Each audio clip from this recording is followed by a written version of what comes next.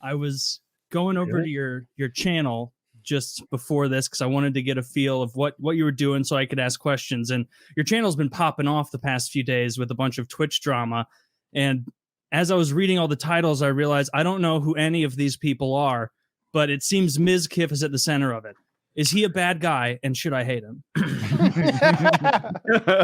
I already do. I'm a step ahead of you, Taylor. I'm leaning that way. He was. Could you describe all seasons of Game of Thrones in like 3 sentences? Trash.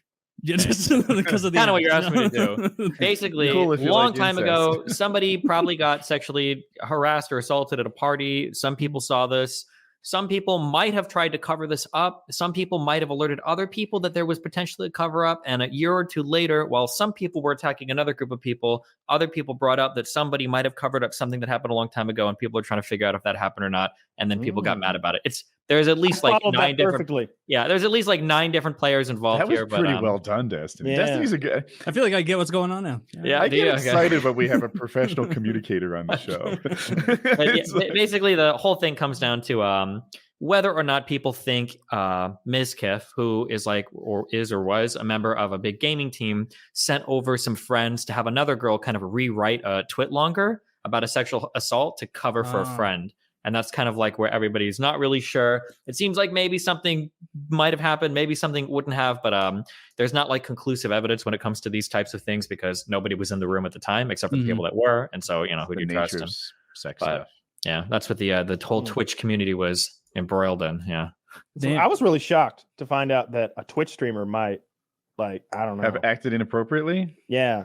Yeah, it's really weird because in this world, like for entertainment, for YouTube, for Twitch, like any weird shit like that is almost just never happening, right? Like, everybody here's a really good person. Yeah, I feel like I'm just gonna place all my trust in the Catholic Church because I don't trust Twitch streamers like I used to. True. At least the Catholic Church is like, yeah, some of us do that to kids. Get over it. Like, that's what we do, and we're going to do it when you're gone. Like, they embrace it, and you have to respect that. Do you remember Basher? Keemstar used to make like Bashir. No, I like that name better. I think I have the name right. Destiny. Oh, Bashir al-Assad, the leader of Syria. Yeah, that guy. Yeah, notoriously good Basher at verse. Yeah, that was his full thing. I have no idea. Yep. Okay. Well, I'm gonna foul this up. He was a Minecraft streamer, and first red flag.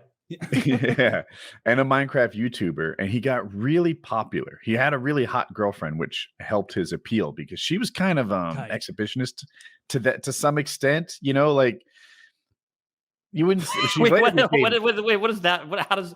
Can you connect the dots for me? So he streams and he's on YouTube, and his girlfriend is an exhibitionist, like fucks people in public, or what do you mean by that? So at the time, she was just really cute. Her name was Claire Baby Legs, and when they did videos together, a really cute girl in the thumbnail and in your stuff helped, and then it got a little bit naughtier.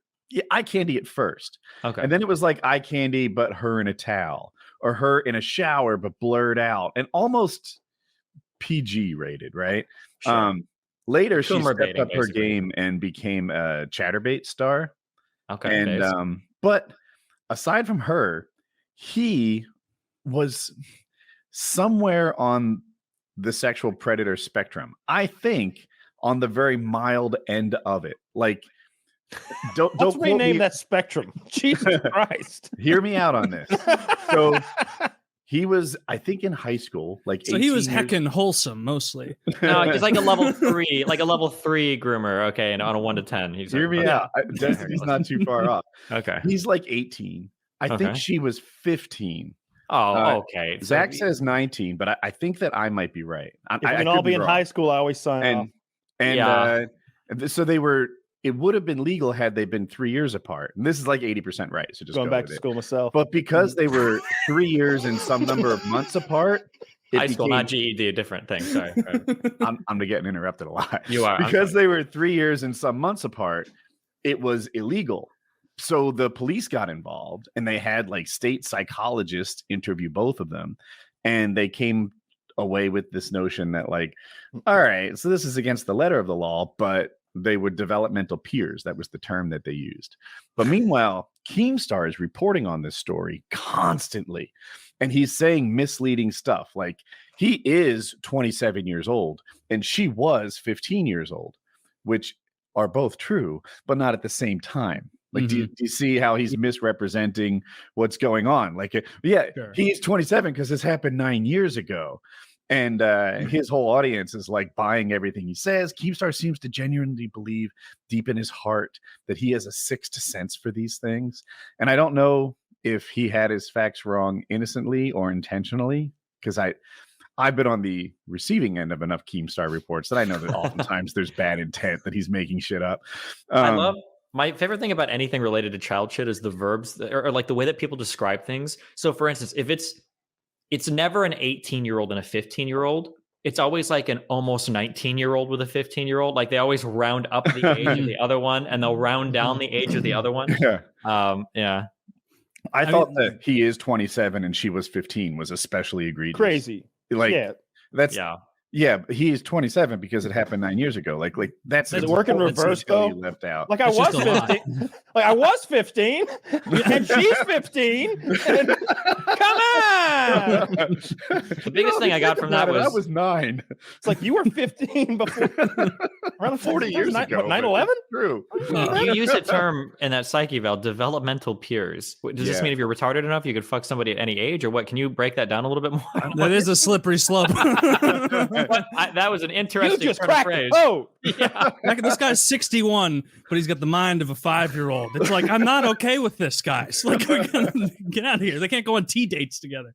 Wait. All right. Well, that's an example. Zach said he died of COVID in 2021. Who died? Zach did Bashiverse die?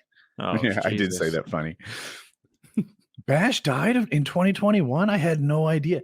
Anyway, another thing that was interesting. So, damn. Bash would be like in tears as Keemstar exposed him, with a bunch of false facts and misleading dialogue.